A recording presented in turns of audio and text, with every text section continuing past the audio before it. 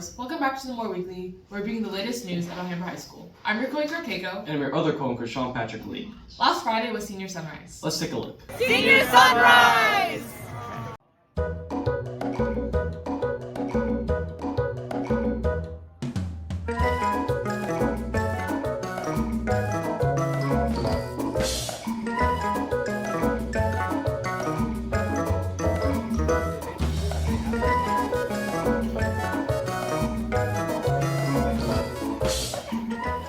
This Monday, the 2026 Rose Court was announced. Here's what happened.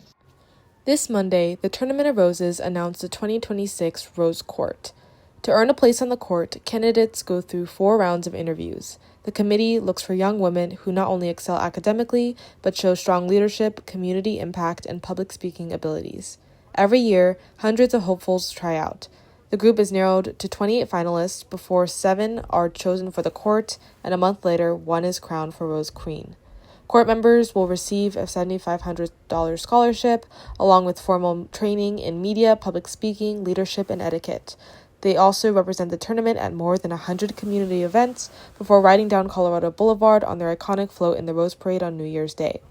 This year, Keiko Rakeen makes history as the first young woman from Alhambra to join the court after eligibility was recently expanded just 2 years ago. Here's her reaction. From Alhambra High School, Keiko Rakeen, number 346.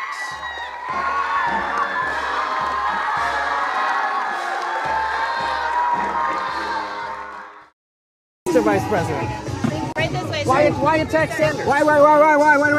You're getting nervous, man. Everybody last week was busy calling Trump a dictator and calling him out for basically censoring free speech and pressuring ABC to take Jimmy Kimmel off the air.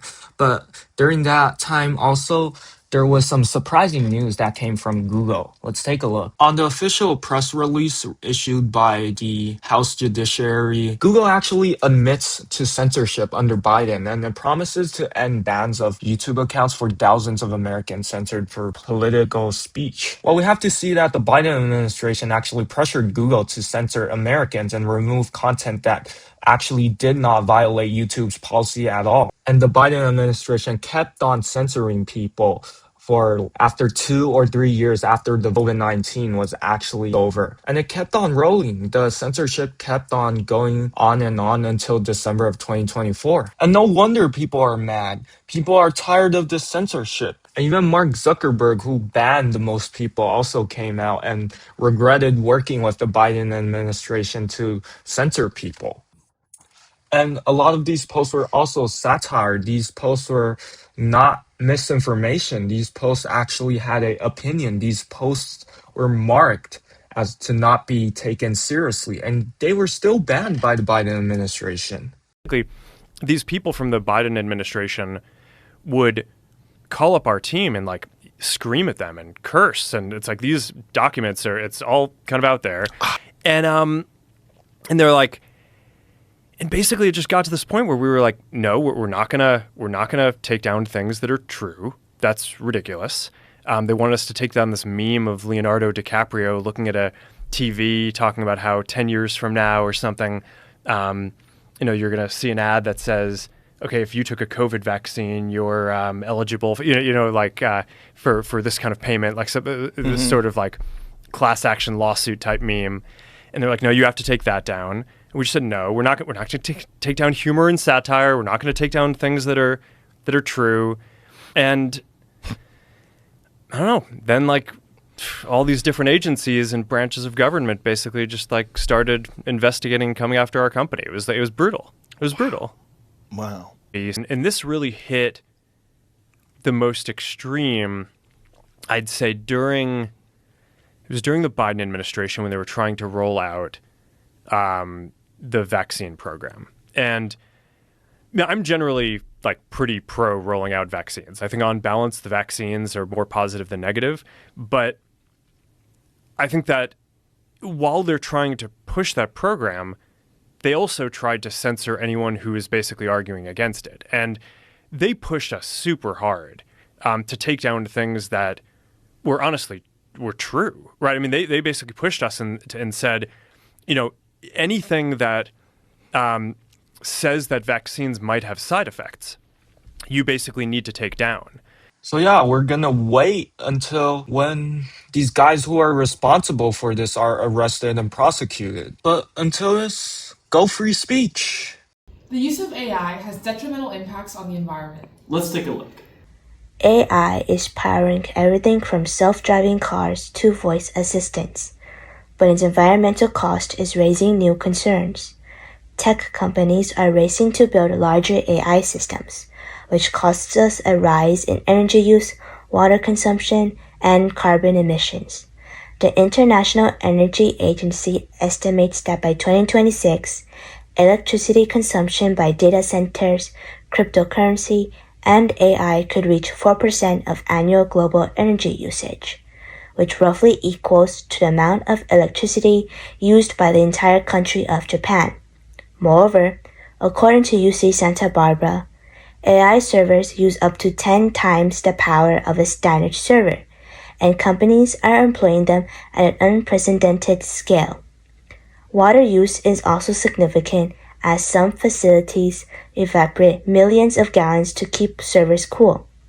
The University of Massachusetts Amherst researchers trained several large language models and found that training a single AI model can emit over 626,000 pounds of CO2, which is equivalent to the emissions of 5 cars over their lifetimes. Fortunately, there are some solutions, such as reverting to renewable energy sources. According to Microsoft, all the major cloud providers have plans to run on 100% carbon-free energy by 2030. Moreover, Columbia University states that the Google's data centers already get 100% of their energy from renewable sources. Policymakers and organizations are also calling for transparency as they ask companies to report their carbon and water footprints. That's it for this week's edition of The More Weekly. Stay tuned for more videos and check out our website, The More Newspaper, for more stories. See y'all next time. Hola! We are the presidents of Unity and Heritage Alliance. And we are one of the few cultural diversity clubs on campus trying to bring more cultural heritage to the school. And we are going to have a Hispanic Heritage Week next week in honor of the month. And Rizia is going to talk a little bit more about those events. Yeah, so we have different activities planned for students. Anyone can join and anyone can participate. So on Monday, October the 6th, we have crafts in the Dream Center. Make sure to come by if you're interested. On Tuesday, we're going to be having a workshop in advisory in the library, which is ornaments and agua fresca. Space is limited, so please sign up. And on Tuesday and Wednesday, what we're also going to have is a tortilla making event with Miss Saavedra. So if you want to attend that, definitely make sure to sign up for her advisory as soon as possible. And we're gonna definitely put in the resources and the links for that.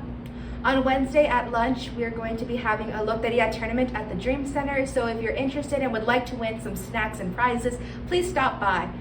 And then on Thursday, we're going to be having a performance by the jazz band in the quad. So if you would like to enjoy some music, also stop by at lunch. And lastly, we're going to be ending off with the Folklorico performance on Friday, October the 10th, in which ALA, or Alhambra Latino Association, will also have a booth to provide information about their different scholarships. So come join us and have a taste of Hispanic heritage with our numerous activities available. Thank you. Thank you.